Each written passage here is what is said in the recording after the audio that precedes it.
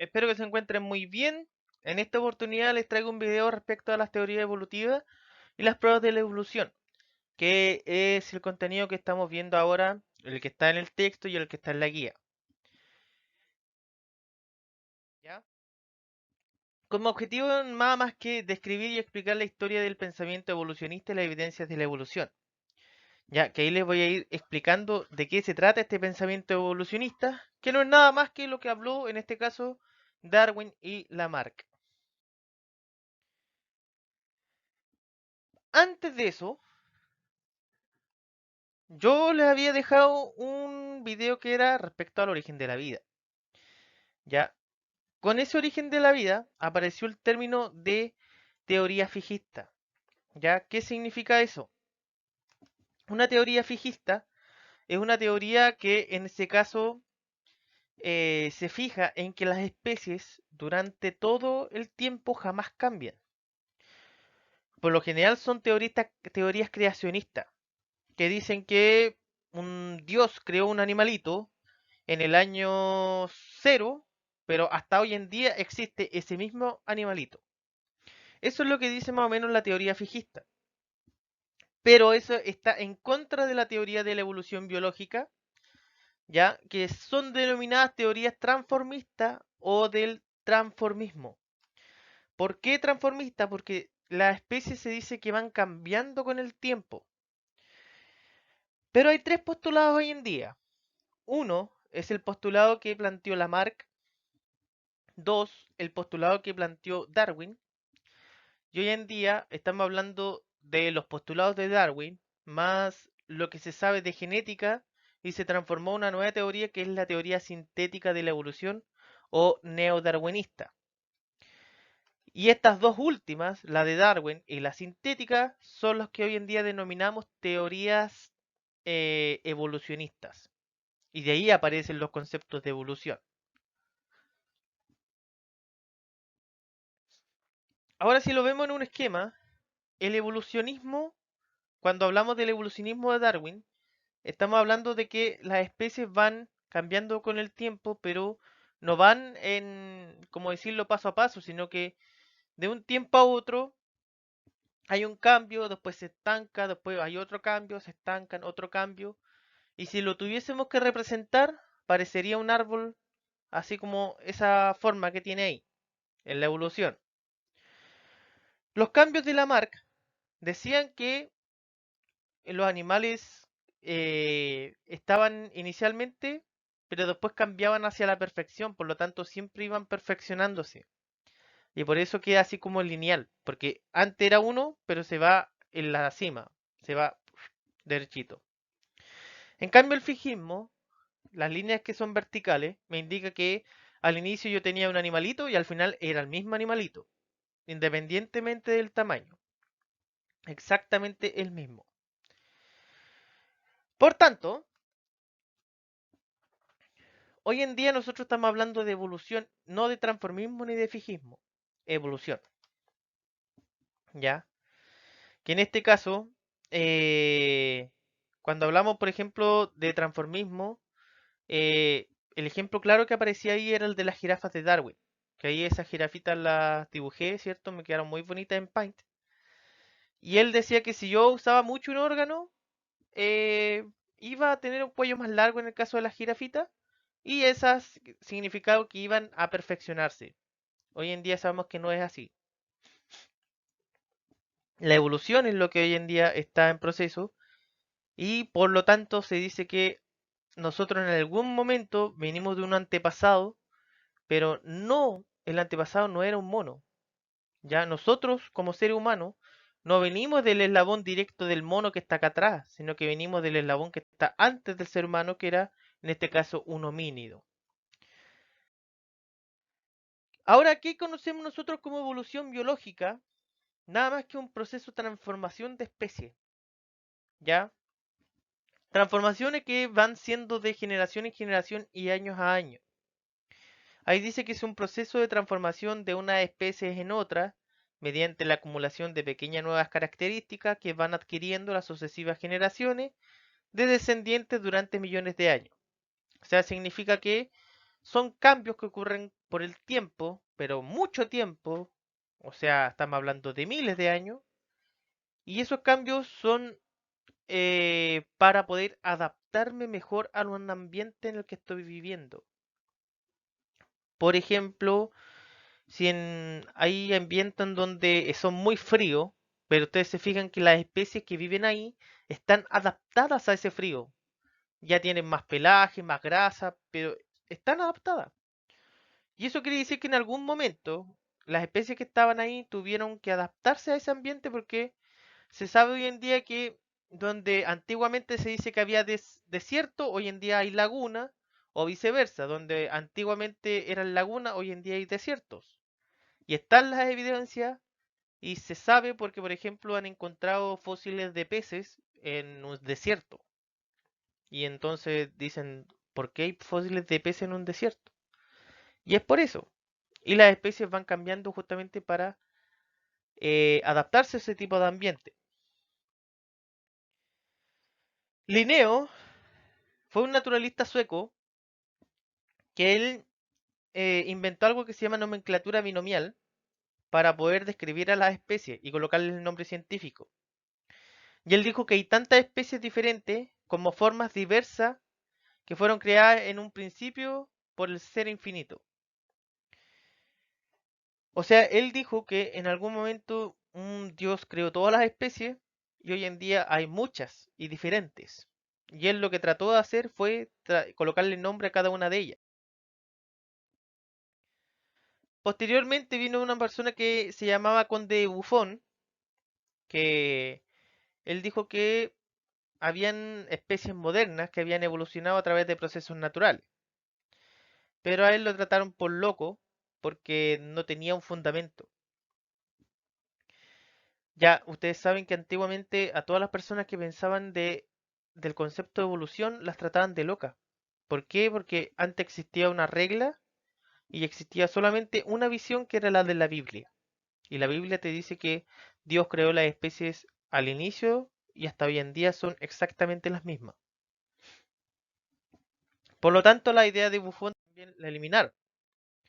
Hasta que aparecieron vestigios, y estos son los fundamentales para la evolución, que son los fósiles. Que los fósiles no son nada más que restos de animales o de seres vivos que vivieron millones de años atrás, en el pasado. Los encontramos por lo general en algún sedimento o en roca, y obviamente que demuestran que existió vida de ese tipo hace mucho tiempo. Y es por eso que nosotros hoy en día sabemos que existen los dinosaurios y que hay muchos tipos de dinosaurios y hay miles de plantas. Hoy en día ocupamos incluso estos tipos de fósiles como el carbón o el carbón natural, o sea, el que es en piedra, o ocupamos, por ejemplo, el petróleo, que era parte de los fósiles antiguos.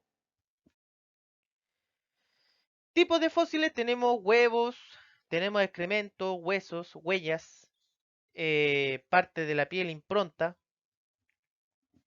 y eso nos dan evidencia de que existieron esos organismos hace mucho tiempo atrás.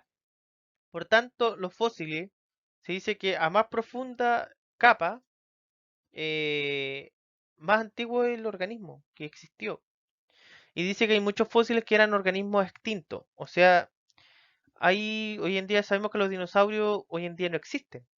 Pero hay fósiles y dan la existencia de que cómo eran y cómo actuaban. Y hoy en día pueden incluso hasta recrear, comparando con otros organismos vivos, cómo podrían ser ellos. ¿Ya?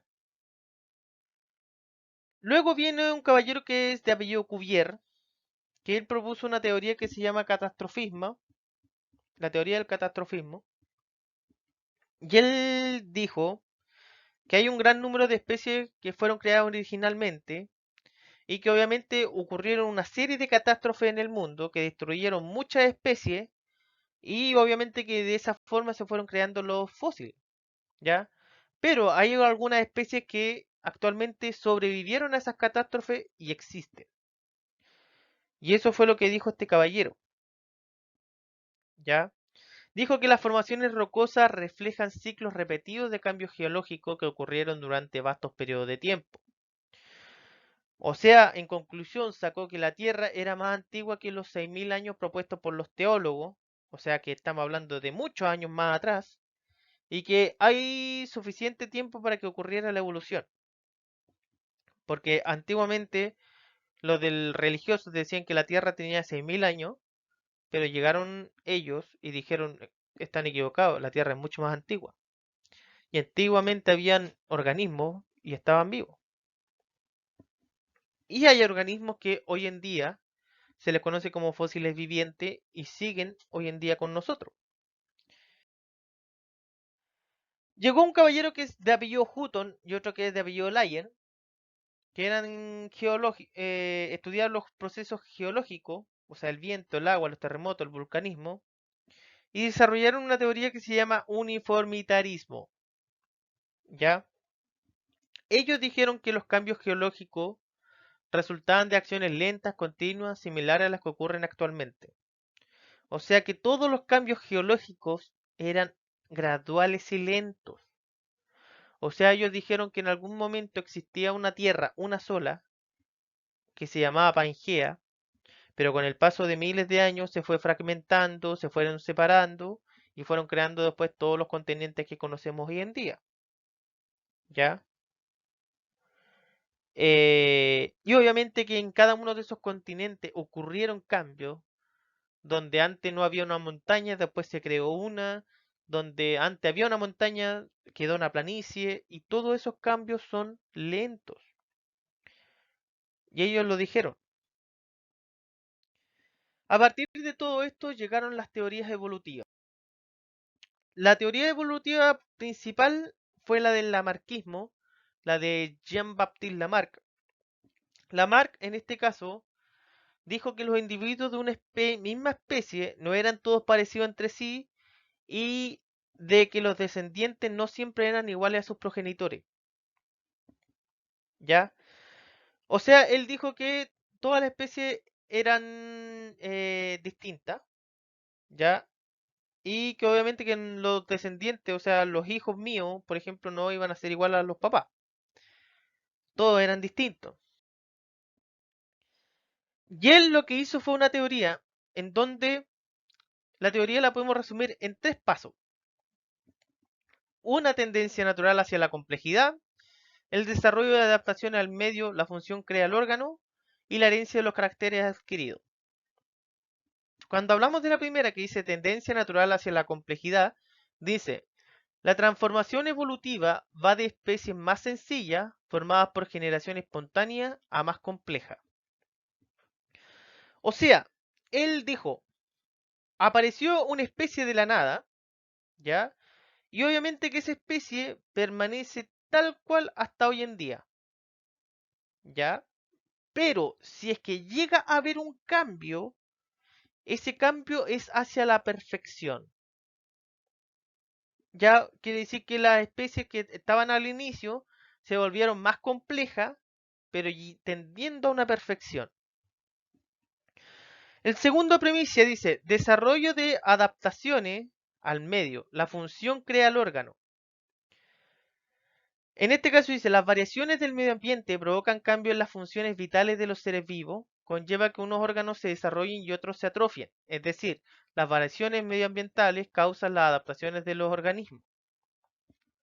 Y él propuso el ejemplo de la jirafa. Antiguamente se dicen que las jirafitas eran como caballitos, ya tenían el cuellito así como un caballo. En algún momento en el ambiente que vivían, el pasto empezó a escasear. Entonces empezaron a sacar lo que estaba en los árboles. Habían unas jirafas que eran más altas que otras, pero este caballero dice, esas jirafas estiraban su cuello cada vez para alcanzar la fruta y alcanzar lo de las copas de los árboles, y cada vez utilizaban su cuello alargándolo, alargándolo, alargándolo, hasta que llegó un momento que se fue alargando, alargando, alargando, hasta que llegaron a las jirafas de hoy en día. ¿Ya? Por lo tanto, dijo, de tanto usar el órgano que es el cuello, se alargaron. Y La otra premisa es la herencia de los caracteres adquiridos. ¿Qué significa? Que en este caso, si yo adquirí mi cuello largo, ese cuello largo se va a la siguiente generación, entonces el hijo que tengo como jirafa, imaginándome que yo soy una jirafa, el hijo que tengo ya nace con cuello largo. Por lo tanto, las modificaciones adquiridas por los organismos durante su vida, eh, en su adaptación al medio, se transmite a los descendientes. O sea, todo lo que adquirió en el medio ambiente, él decía que los hijos lo iban a tener.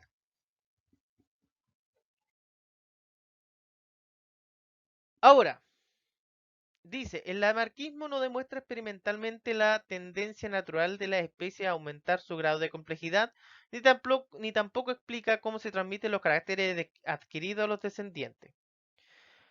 O sea, el lamarquismo falló. ¿En qué cosa falló? Que nos fuimos dando cuenta con el tiempo de que habían jirafas, de que tenían cuello largo y otras que seguían teniendo cuello corto y otras más largo, otras corto, y no todas tenían el cuello largo. Eso es una cosa. Lo otro, lo del uso y desuso. Por ejemplo, si usaba mucho un órgano, una persona, por ejemplo, una persona que quiera hacer pesa, si yo voy y hago pesa y tengo los tremendos músculos, después si yo tengo un hijo, el hijo, ¿por qué no nace con esos músculos? Si me está diciendo que los caracteres adquiridos se iban a las siguientes generaciones y no pasó. Y ahí entonces la marca quedó así como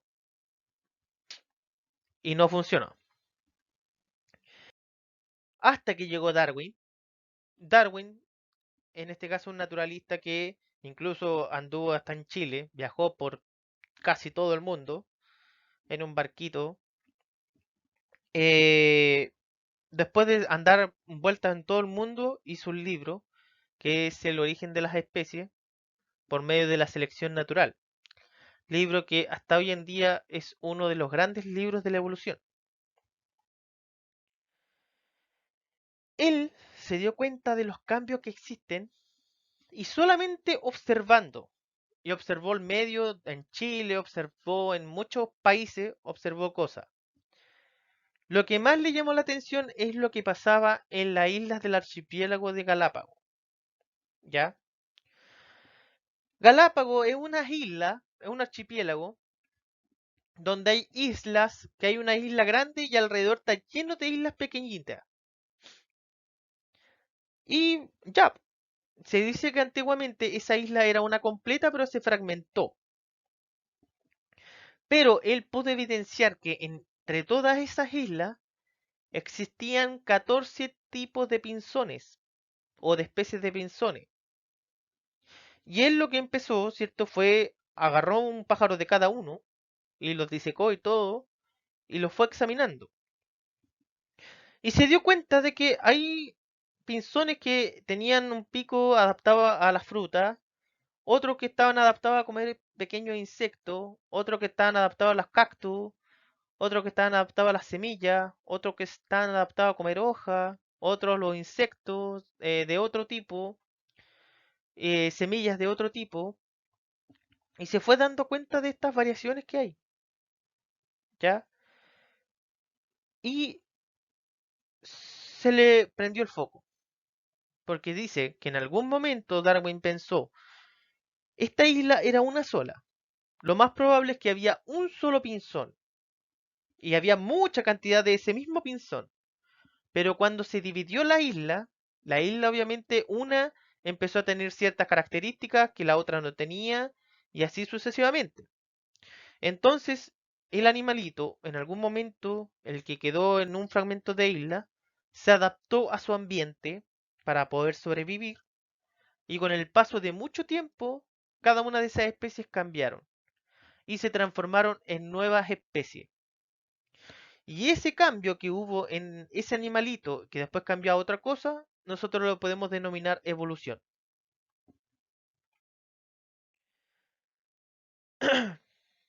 En 1859 fue cuando publicó esta obra, Galápagos le llamó mucho la atención por el tipo de animales que existían, como las grandes tortugas de Galápagos y muchos reptiles. Y él se fijó en las condiciones del lugar, ¿cierto? Que estaba fragmentado, se dio cuenta que antiguamente era un solo pedazo, pero después quedó en varios trocitos, y que cada uno de esos trocitos tenía muchos animalitos, ¿ya? Y por eso dice que la adaptación a las condiciones ambientales peculiares de cada isla adquirida y transmitida a los descendientes sería la causa de la progresiva diferenciación de esto. El aislamiento geográfico, la separación de las islas, facilitaría la diferenciación de los descendientes en distintas especies. O sea, él dijo que para que se crearan nuevas especies, aparte que tenía que haber un aislamiento geográfico y tenían que haber condiciones en el ambiente que me ayudaran a adaptarme. Darwin, resumo la teoría de Darwin en tres sencillos pasos. La elevada capacidad reproductiva de la especie, la variabilidad de la descendencia y la selección natural de los más aptos. La primera parte dice, elevada capacidad reproductiva de la especie. El hecho de que no aumente indefinidamente el número de individuos de una especie se debe a que los recursos alimenticios son limitados. O sea, Darwin dijo, y le llamó la atención de lo que dijo otro compadre antiguamente, de que ¿por qué las especies nunca aumentan tanto su número? Por ejemplo, el ser humano crece en forma geométrica. Año a año están naciendo muchos seres humanos, pero ¿por qué los recursos nunca se acaban? Y obviamente, después sacaron conclusión de que hay especies de humanos que no se adaptan al ambiente en el que están viviendo y se mueren. Hay otros humanos que tratan de aferrarse al ambiente por miles de condiciones, pero tampoco lo logran. Entonces hay una tasa de natalidad y una de mortalidad y va manteniendo la cantidad de seres humanos en equilibrio. Lo mismo pasa con todos los otros animales. Hay una variabilidad de la descendencia. Dice que los descendientes del organismo que se reproducen sexualmente son distintos entre sí, excepto los gemelos univitelinos. Unos están mejor adaptados que otros a las características del ambiente para desarrollar las funciones vitales. O sea, Darwin me dijo que si yo tengo hijos y tengo más de uno, mis hijos no van a ser igual a mí. Van a tener algunas características mías, pero no van a ser iguales a mí. O sea, puede que tenga características, qué sé yo, del rostro, de esto, del otro, pero ellos van a tener distintas condiciones para adaptarse al ambiente. Ellos van a pensar por sí mismos y van a ser totalmente distintos. Y lo más probable es que ellos sean mucho mejor adaptados que yo, ¿ya? Y la tercera premisa es la selección natural de los más aptos. Él dijo que cuando las condiciones medioambientales son adversas, se crea una lucha por la supervivencia. Los individuos más adaptados sobreviven y eliminan a los demás. Son los que pueden reproducirse y así transmitir sus caracteres a los descendientes. La selección natural con el transcurso del tiempo va transformando paulatinamente las especies. O sea, Darwin dijo que quienes viven en un ambiente, en el ambiente que vivimos nosotros hoy en día, son aquellos que son más adaptados. Y ojo, eso es distinto al ser más fuerte. O sea, yo por ejemplo, si soy el matón de la calle, no quiere decir que voy a ser el más adaptado. ¿Ya? Las personas que son más adaptadas, o sea, las que, por ejemplo, las personas que soportan más enfermedades, las que son más saludables, las que tienen capacidad mejor para trabajar y todo eso, se pueden adaptar más que una persona que está muy enferma, que no le gusta trabajar, que eh, tiene uno que otro problema. Por ejemplo, esa otra persona está mucho más adaptada que esta. En el caso de los animales pasa lo mismo. los animalitos hoy en día, hay animales que si no pueden sobrevivir al ambiente en el que están, se mueren y listo. Y hay grupos de animales que si el grupo de animales no puede sobrevivir, se extinguió la especie. O puede ocurrir que ese grupo de animales luche por la supervivencia, luche por quedarse en ese ambiente y cambie. Y el cambio es el que conocemos como evolución. Por tanto, según el darwinismo, el largo cuello de la jirafa se originó gracias a que, por alguna causa entonces desconocida, algunos individuos nacían con el cuello más largo que otro. Durante las épocas en las que escaseaban los recursos alimenticios, solo sobrevivían las jirafas con su cuello largo, llegaban a alcanzar las hojas más elevadas. Al reproducirse, transmitían el carácter del cuello más alargado a los descendientes. Este proceso se ha mantenido generación tras generación hasta la actualidad. O sea, Darwin dijo que, y siguiendo el mismo ejemplo de las jirafas de Lamarck, dijo que en realidad en ningún momento el uso y desuso de un órgano tenía que ver, sino que simplemente tenía que ver de que existe una variabilidad de cosas en un grupo y esos genes, los que más me sirven, se van quedando y los que menos me sirven se van eliminando con el tiempo, pero es un paso gradual y con muchos años. Es por eso que en algún momento nacían de cuellito corto, cuellito largo. Pero como el cuello largo era el que me servía para adaptarme en ese ambiente, llegó un momento en que los de cuellito corto lamentablemente se morían. ¿Por qué? Porque no alcanzaban la copa de los árboles. Y como se morían ellos, los de cuello largo fueron los que fueron quedándose. ¿Ya? Y obviamente que después mis hijos ya tenían cuello largo. Y podían hacer uno con cuello corto, pero también se iba a morir. Y obviamente quedaban siempre los de cuello largo.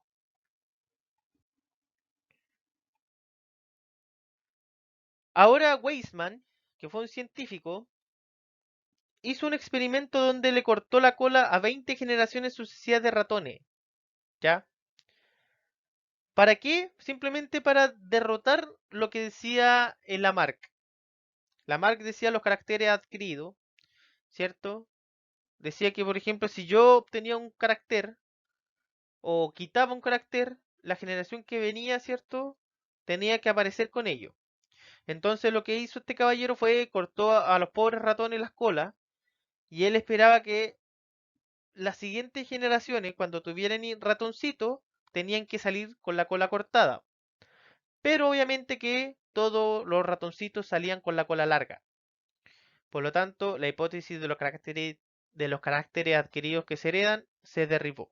No era cierta. Por tanto, hoy en día, evolución lo vamos a entender como un cambio en la frecuencia de los alelos en el material genético de una población atribuible a la reproducción desigual de los individuos. ¿Qué significa esto? Significa que hoy en día cuando hablamos de evolución estamos hablando de cambios genéticos.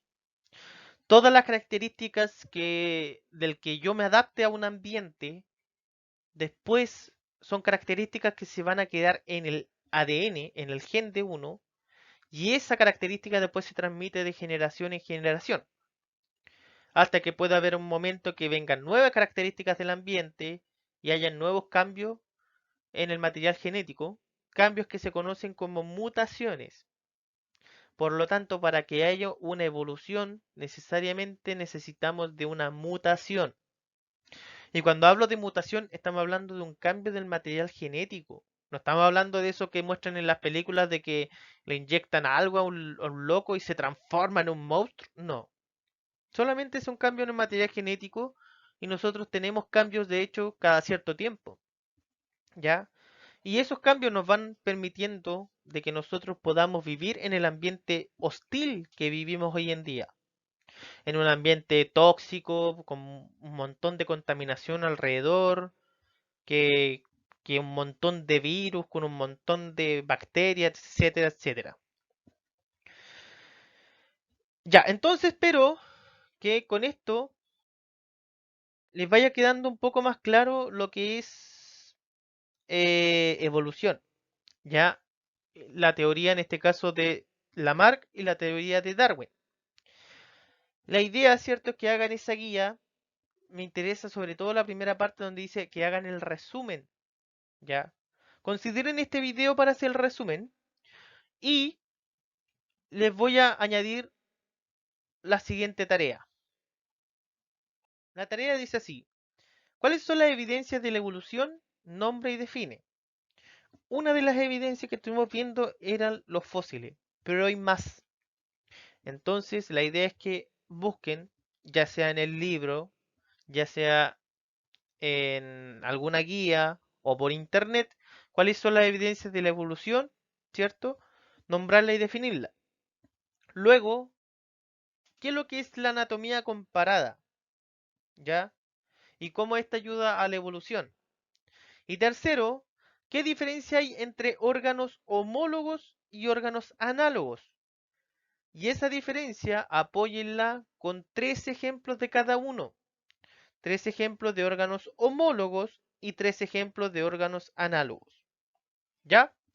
Y eso obviamente que después me lo van a entregar en una hojita aparte y la van a dejar allá como tarea con su nombre, con su curso. Aparte de eso, también no se olviden de la guía anterior. ¿Ya?